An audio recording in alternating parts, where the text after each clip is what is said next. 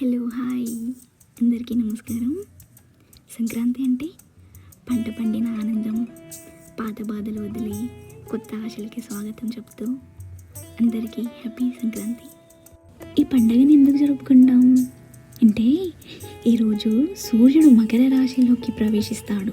దీనిని మకర సంక్రాంతి అంటారు. ఇది ఉత్తరాయణం ప్రారంభం, శుభకాలంగా భావిస్తారు.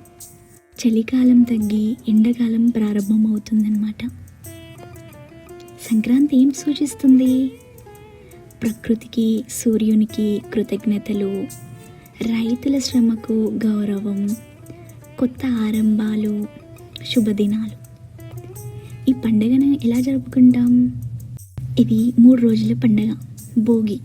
భోగి నుండి మనం నేర్చుకోవాల్సింది ఏంటి అంటే పాత వాటిని విడిచిపెట్టి కొత్త దాన్ని ఆహ్వానించడం. అందుకే భోగి పండుగ రోజు భోగి మంటలు వేసుకొని సెలబ్రేట్ చేసుకుంటారు. Next day Sankranti. ఈరోజు ఆడపిల్లలు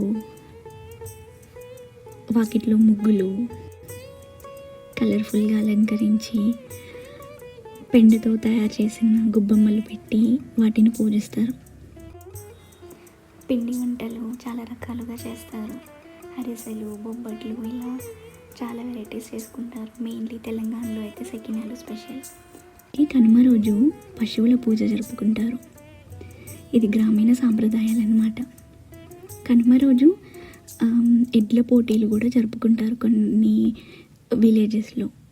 కోళ్ళ పందాలు కూడా జరుపుకుంటారు. సింపుల్గా చెప్పాలి అంటే